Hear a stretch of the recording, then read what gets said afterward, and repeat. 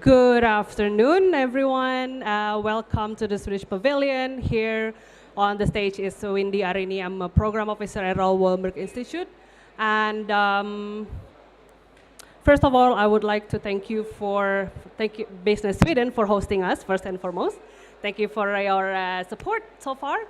Has been excellent. And then it is my great pleasure to welcome you all to this global launch of the research paper entitled Human Rights in the Process of National Adaptation Planning, Insights from a Review of Submitted NAPs, that was co-authored by RWI and the Stockholm Environment Institute, or SEI. You can access the e-copy by scanning our QR code, and my colleague Victor and Yuda will be able to help you with that. And this report marks the beginning of RWI's research initiative on human rights and climate change adaptation, and highlights the degree to which human rights have been incorporated into the published NAPs. I am delighted to have with us Dr. Albert Salamanca from Stockholm Environment Institute Asia Center, based in Bangkok. Please, Albert, join us. And then Ms. Pirawan Wongniti Sataport, I'm really sorry if I butchered your last name, from the Asia Indigenous People Pact, or AIPP. And then later on, we will have a representative from the Ministry of Environment and Forestry of the Republic of Indonesia, who is coming on his way from the negotiation room. And so thank you for being here with us. So our colleagues here and Pa Arif later on will share their perspective on what needs to be done to strengthen further human rights and gender equality in national adaptation processes, based on the report's findings and recommendations. You in the audience will have an opportunity afterwards to pose questions by raising your hands, and we will catch you. But before that, let me just set a bit of a context first. So we repeatedly, throughout this COP and beyond, have heard how climate change is the defining issue of our time, and how funding for climate change adaptation and resilience is urgently needed to help the most vulnerable countries deal with escalating climate shocks. As my colleague Victor has mentioned repeatedly, that 85% of the world's population, most of whom reside in the developing and least developed countries, has experienced extreme weather events exacerbated by climate change. And myself, living in Jakarta is an example of that, as Jakarta is the fastest sinking cities in the world. Climate change and disasters adversely affect a wide range of human rights, especially those of the most marginalized society. Disasters and climate shocks will also exacerbate the pre-existing inequalities and exclusion, which in turn render these groups even more vulnerable and exposed to future disasters and climate change related risks. Ambitious, accelerated action to adapt, both at the national and local levels, to climate change is therefore paramount, together with solid mitigation efforts to save life and protect human rights. However, even ambitious investment in adaptation cannot entirely prevent climate change-related impacts. Hence, dealing with loss and damage cannot be avoided and must be addressed adequately. We have heard a lot during this COP about loss and damage and then how to finance it, and I believe Albert will touch upon a little bit on loss and damage later on in his presentation. And a recent report from UNEP on Adaptation Gap 2022 highlighted that at least 84% of parties of the UNFCCC have established adaptation plans, strategies, laws, and policies, and about half of those have 2 or more planning instruments in place. Nearly 90% of the planning instruments analyzed by UNEP in that report displays consideration for gender and/or historically disadvantaged groups, such as indigenous people. However, the report also noted that different groups appeared to be represented into differing extents in adaptation laws and policies. For example, while reference to children and young people and future generations were identified in most documents studied, relatively low reference was found on the indigenous people. So this is something that we could pick up later on during discussion. So while NAP is an essential part of climate action, however, adaptation plans are not only, or should not only focus on national level, but also at local level. So cities plays a big role in this, as cities also often move faster than states.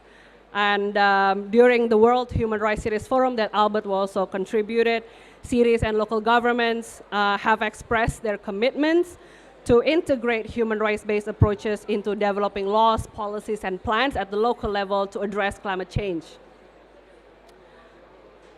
Besides the direct human rights impacts of climate change and disasters, measures that respond to this can also negatively affect human rights.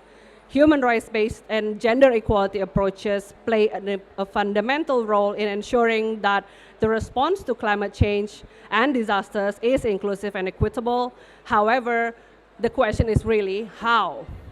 So to answer this question, RWI, with its partners, including SEI, developed a framework for integrating rights and equality called FIRE. You can find it again in our flyers. RWI has launched this research initiative on human rights and climate adaptation at COP26 in Glasgow, which was introduced by a discussion brief on pathways to a just and fair adaptation. This was followed by this research paper on human rights in the process of national adaptation planning that we are launching today. I would now hand the floor to Dr. Albert Salamanca, the lead author, together with my colleague Victor Bernard, who will give an in-depth overview of the report's main findings and recommendations. Dr. Salamanca is a senior research fellow at the Stockholm Environment Institute's Asia Center, where he leads its climate change, disasters, and development cluster. Albert has, can you hear me? Yeah. Albert has over 15 years of experience working on climate change adaptation, natural resources management, conservation, development, and sustainable livelihood issues in several countries in Southeast Asia. So without further ado, Albert, you have 10 minutes. Thanks a lot, Wendy. Thanks also to RWI for this invitation. So let me present the work that we have done. So what we did was we mapped the references to human rights principles in the existing national adaptation plans that are currently being submitted to the UNFCCC NAP registry. If you want to download the report, this is the QR code, and you can scan it, and then you can also, so that you will have a copy. Yeah, so in the Paris Agreement, so human rights is enshrined in the preamble, so you know that very well, right? That parties should, when taking action to address climate change, respect, promote, and consider the respective obligations on human rights. And then it mentions also a series of human rights principles, including the rights of indigenous peoples. And then also in the LDC expert group, they've said that the framing of adaptation is actually complex. That means that we need to engage with different kinds of stakeholders. And also in the Paris Agreement, particularly Article 7, it says that adaptation action should follow a country-driven, gender-responsive, participatory, and fully transparent approach, taking into consideration vulnerable groups, communities, and ecosystems, and then should be based and guided by the best available science and as appropriate traditional knowledge. So that's the reason that we conducted this study, because we want to find out to what extent the NAPs that have already been submitted to the UNFCCC really follow those principles. So these are the objectives, so to assess how human rights are being integrated, to map how they have been directly or indirectly referenced, and also to identify entry points for action. And then, so these are just the steps that we have gone in conducting the study. And then, so the study was based on the NAPs that were submitted to the UNFCCC as of 31st June last year. And then at that point, there were 33 NAPs being submitted. And then some of them were not in English, so we only analyzed those that are in English.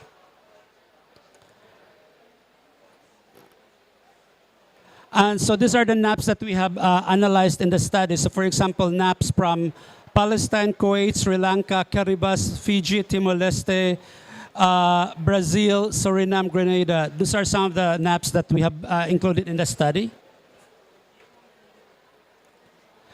And then, so why NAP? So NAP is a strategic process that enables countries to identify and address their medium and long-term priorities for adapting to climate change. So this is the standard definition in the Paris Agreement.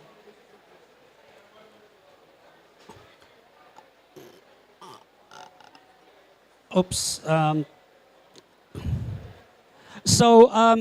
NAPs. So for example, in this one, this is for the NAPs of Fiji. It's very strategic because the National Adaptation Plan is supposed to contribute to other plans in different areas, different sectors in Fiji. So that's why looking at NAPs would give us indication on to what extent a country is really committed on adaptation.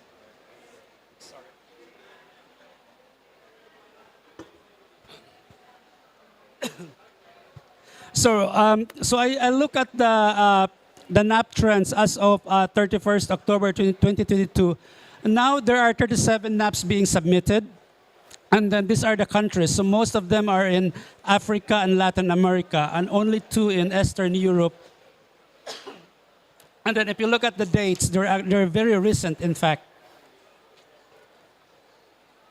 So what are the key findings in the study? Perhaps this will not surprise you, but few countries really mention human rights at all, let alone that in a way that guides any part of the NAP process. There's one NAP that has sort of follow a very sort of strong human rights principles. It's the NAP of Fiji. All other countries did not really take into consideration human rights principles. And this is really important because if adaptation is important for vulnerable groups and communities, then human rights should be fundamental, right? Should be fundamental in these planning processes. But that's not really the case.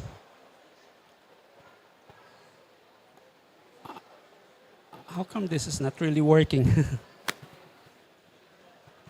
Okay, and then maybe I'll just go straight. And there are also indirect references to human rights. So although in terms of the overall design, it's not based on human rights principles, some rights are actually being indirectly referred in the NAPs. And then human rights principles and obligations are not generally utilized in a way that guide the NAP process.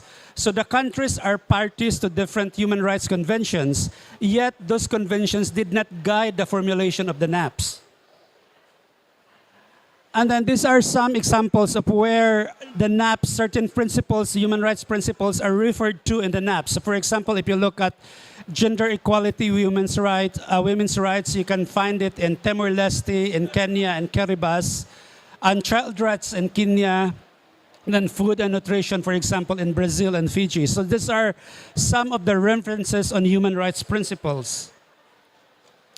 So going forward, what we need to do, one is that I think we need to develop guidelines on human rights, especially for implementers or planners of the NAP at the country level, to guide them on how to use human rights principles or how to approach the NAP planning process from a human rights perspective.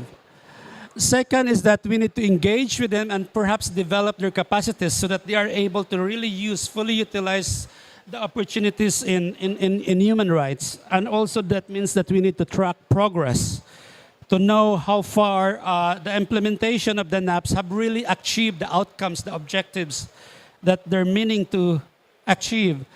And these are just some of the elements and steps in the NAP process. So there are 4 elements, and then there are steps in each of those. And these are the standards being provided by the UNFCCC, especially for least developed countries, to follow, to guide them. And then this is where we thought how the human rights approach can be integrated in each of those elements. So for example, in the planning process, did it consider, for example, principles of non-discrimination? Did it enable participation of certain groups? Is there access to information to certain groups? And is the state accountable on their obligations? And then are they sustainable? So all of these different principles of rights-based approaches could actually be deployed in the different elements of the National Adaptation Plan. And these are some of the entry points that we could actually discuss. So for example, first, we really need to reinforce the value of the human rights norms. In other words, we need to adapt our rights lens in the planning of National Adaptation Plan. And then we need to empower climate at risk and vulnerable groups and communities. And then we need to also provide enabling change processes based on human rights principles and then integrating that with social, cultural norms within that particular country to guide the implementation of the NAPs. And also we need to build capacities of communities to claim their rights, because if they're not claiming rights, then maybe the states also are not obligated to fulfill, to promote those rights. And also we need to build the capacities of the duty bearers of the state to know what are their obligations so that they are held accountable as well. And then finally, we need to support advocacy networks especially among vulnerable groups and communities, because it is through these networks that human rights principles are being pursued and the states are being held responsible and accountable to their obligations.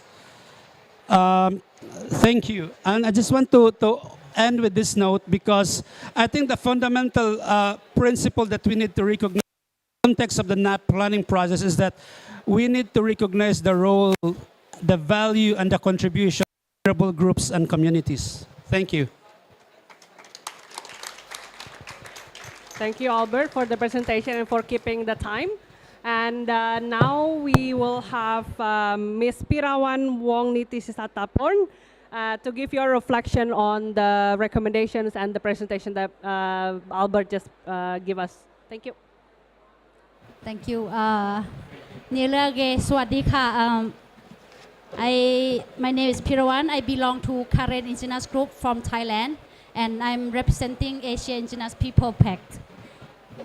I would like to share in the context of Asia, as I come from Asia region, and maybe touching on my country as an example as well. No, just give you data first, highlighting the data first. Come with the number first. Maybe easier for you. 2/3 of the world indigenous people population live in Asia. So majority indigenous people, the diverse of language and culture living in Asia. 80% of the world biodiversity located in our indigenous people land and territory. 6.2. These are the population of indigenous people worldwide. Represent only 6.2%, but we are among 15% of the poorest of the world.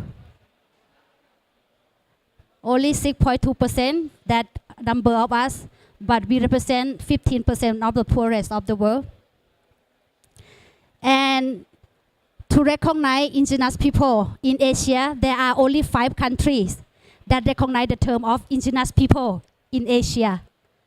Even though the global adopted the United Nations Declaration of the Rights of Indigenous People, but only 5 countries in Asia that recognize the rights of indigenous people.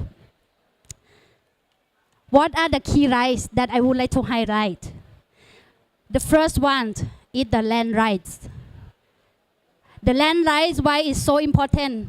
I remember I'm working with one program on adaptation as well, and the donor asking me, why you're putting the land rights under the adaptation activity? And then I'm thinking, what should I respond to her? For indigenous people, land is life, and the river is our blood. The way we see the land is not for the commercial, but we have the relationship with our land, territory, and resources. I give you example for the current community where I belong. When the baby born, the umbilical cord, you know, the one attached you at the baby. Yes, that one, the father will put in the container and tie it with the healthy tree. And you're not allowed to cut down that tree because the soul of the baby, the child, is with the tree. So for his, since he born until die, this tree represent his soul and spirit. If someone cut down that tree, that means you killing not only the person but the soul of that person. So there will be the process of community to take action of your violation of this customary law practice. So this is the way we see the danger, not just see as a recreation or just for the commercial, no, but we see as we take care of each other. We have responsibility. We can use it, but in the way you also have to take care of it. And land, this is what land provide to us, provide life to us. That's why land is so important. But only 10% of the land title that recognize the customary land tenure of indigenous people. Only 10%. And it's really less in Asia, since your rights, indigenous people right is not recognized. So it's really challenging. The second part about indigenous women. When you are women, you are facing discrimination. I think you already know as a woman what are the challenges when you become a woman, and even worse when you are indigenous women. Just give example, if we have a son and a daughter who will go to the education, the son will have the chance to go first. The woman, you just don't need to go because you will get married and the man will take care of your family, yourself. Which is not in the case because women have a right to learn and grow and to be in leadership. It should not be put at the kitchen. But when you are in the, as a general woman, those things, the lens has been closed down for you. That channel closed down for you. When we're talking about full and effective participation, we speak diverse language. You know, my first language is not English. It's my Karen. And then second language, I have to learn Thai. And then the third language, I have to learn English. But imagine how many of my sisters can able to access to the education like me and come and speak and access to this opportunity. So since I represent, it's not represent only my people, but also for the women voice. This is we need to build the capacity for our women so that they're able to be in the position of decision making. And the government and other stakeholders also to help ensure this voice of the women will be take place. Because women not only just sit and cooking in the kitchen, but we have creativity, we have the idea, we have knowledge that we can contribute to this climate change, both mitigation and adaptation. The third one about indigenous knowledge. Mainly you may hear that scientifics.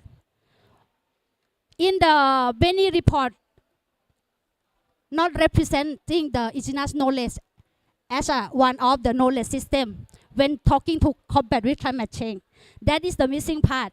But if you see in the Paris Agreement, in the preamble, and also in Article 7.5, also talking about indigenous knowledge. Or in the language of the UN is the knowledge of indigenous people. It's there. And this is the mandate of the government to put into action. And you can see the finding, how many countries mention about indigenous knowledge as one solution for our world. The next one is about the decision making. When you come to indigenous people, how many people can represent here? Let's see among us, how many of you are indigenous person? Okay. So, except Lakpa, of course. So you can see the representation of indigenous people is very less and also still invisible. Language is one barrier, and traveling How much you spend to come here? Imagine how much you spend to come here, right? I even don't want to come here.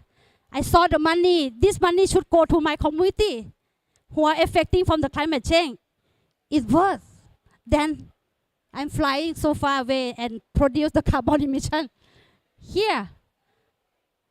So there are many challenges when you are a indigenous person to come and have the voice. But thank you for inviting me to sharing the voice and issue of indigenous people here. Another one, we are so talking about the finance. Money talking everywhere. Everywhere I go, I heard about finance. Yeah. But the issue is people, I would like to say state doesn't want to give the money.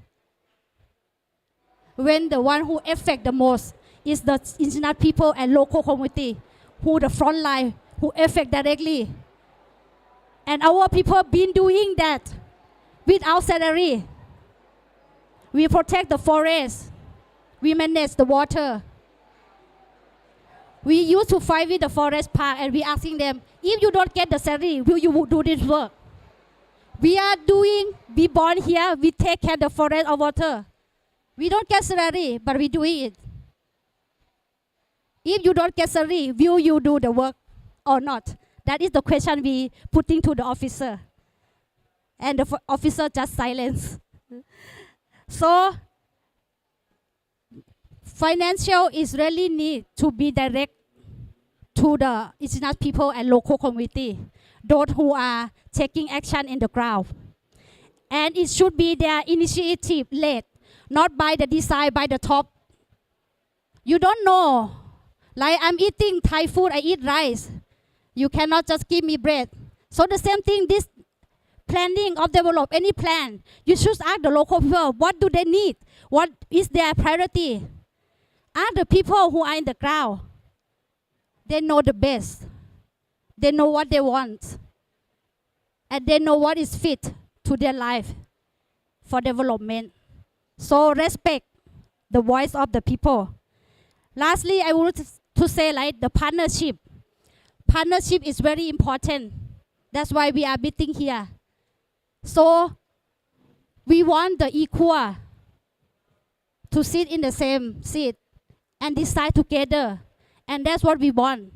And we would like to encourage not only the state, but all the sector that you are working with, the people and local community, to see us not the victim or beneficiary group, but see us as the rights holder, the one who can make the change, the one who can contribute.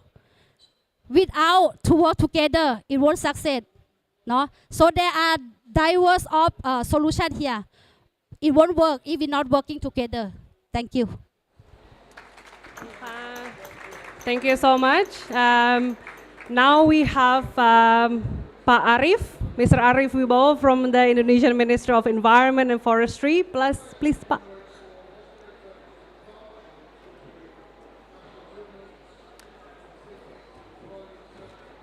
Thank you for making the time to join us despite your very busy schedule in negotiating room. And I just want to make a quick question to you, and then you might want to also have a quick answer because we're running out of time. So this research is really highlighted that human rights is the missing piece in national adaptation plans. Do you think it's the same trend in Indonesia, where I also come from? And then if not, how Indonesia has been incorporating human rights in our climate action? Thank you, Windy. Good afternoon. Sorry, I'm late. I just running from negotiation, but I would like happy to share our experience. Yes, with regard this human right, I think it's very critical. What's that? If I can say issues. But how can we incorporating these issues into a national adaptation plan?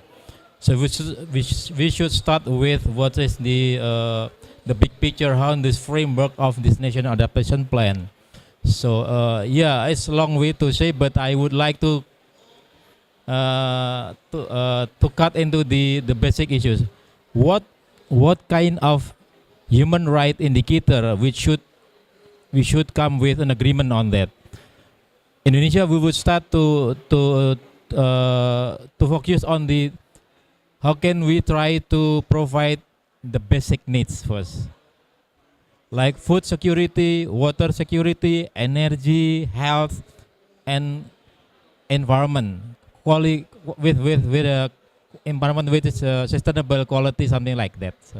So with that, so we can understand how we try to develop the ideas. What is the main cause because of the impact of adaptation related to this vulnerable issues and vulnerable groups. So we already commitment with Paris Agreement, NDC, and then we also already developed our national NDC roadmap, especially for adaptation. And then based on that, we can strengthen our indicator related to the risk assessment, vulnerability assessment. So we can start it from there. And for the case of Indonesia, we have already provided an online system which can be extended by adding indicator related to human rights. Are we focusing on children? Are we going to focus on the gender issues?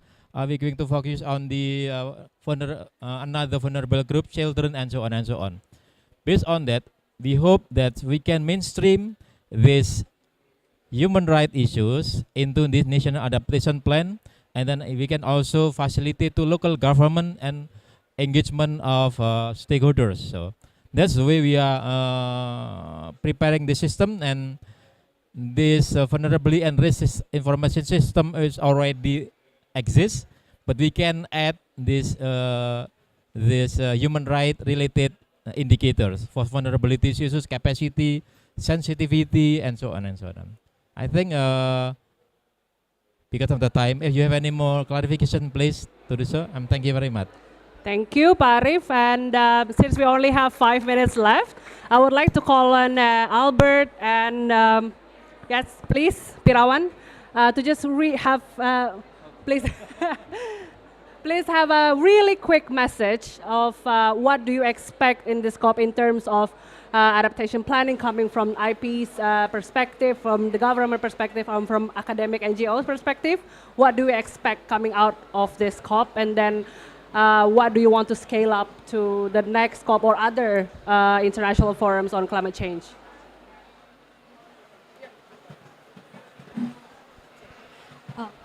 Hello. Okay. For me, what I'm really looking for here, the discussion, actually, I want the action or the theme of the implementation already happening. There is no more talk. In our group, we say like, our people say like, we don't like the saliva. You know saliva? Yeah, you know the saliva, right? Come out from the, but we want to see your sweat. When you work, you're sweating, no? So this thing should stop talking, preaching, but let's put in action.